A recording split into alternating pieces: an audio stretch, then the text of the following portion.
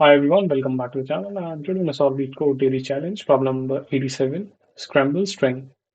So this one is a hard problem.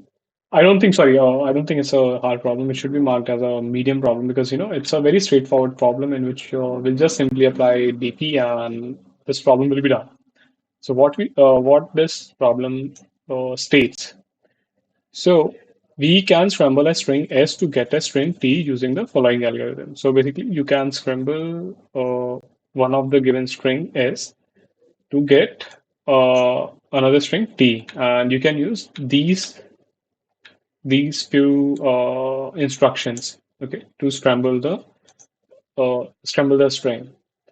And if by scrambling the string two, if if by scrambling string one, if you get S2, then you'll have to return true from your code. If not, we will just simply return false.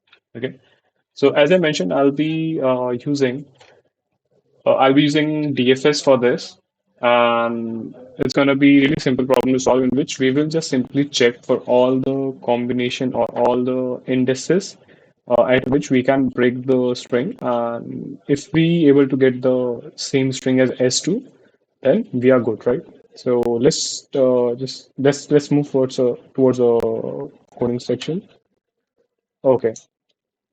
In this, I'll first start with a hash map, which use to store the uh, previously seen cases. For example, let's say we have already seen A and B as a string. If we can, get AB from S1 and S2 and so on and so forth. Okay. Now I'll write a function for DP. Like this is simply a helper function, and I'll expect two parameters into this as well. Okay. So I'll first check if my S1 and if my group of S1 and S2 is already in MP or not. If if they are already been computed, I'll simply return S1 and S2, like the key, okay, the value for the key. Otherwise, if the string S1 is not equals to the string S2, basically the sorted strings S1 and S2, they will return false. Okay. And there was one more condition into the rules which they have stated, where they asked if length of S1 or any string is 1, we can, sorry for the typos, yeah, we can return true immediately. We don't need to check anything else. Okay. So these are the base conditions which we have already checked. Next is I'll run a loop from 1 to length of S1. So basically, we are checking for all the possible indices which we can use to break the strings. Okay. So if our DP of so basically if my first half or first few characters from S1, it should have been normal brace. Sorry.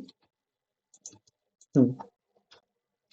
And the last characters from S2 can satisfy all the conditions. And to continue with this, the same logic, I'll use DP of S1 last group of characters and from S2 first ith characters. Okay, so if I can satisfy this condition, or there will be an or condition where I'll simply check for if let's copy paste the same if first I characters from both uh, S1 and S2 or last I characters from both S1 and S2. This should have been I can satisfy. My bad. Yeah. Hmm. So if any of this condition gets satisfied, I'll set the value of the group S1, comma S2 in our MP as true, and I'll return true from this location. Otherwise, we can just simply say the S1 and S2 group was not able to satisfy the condition, and we will return false from it.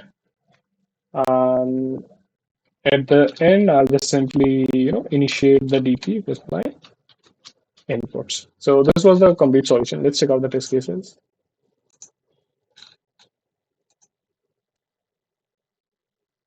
Okay, so the test cases got clear. Let's submit for further evaluation.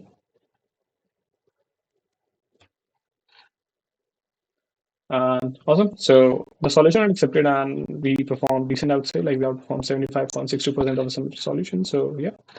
Thanks again guys for watching out the video and stay tuned for upcoming ones. Don't forget to subscribe to the channel. Thank you.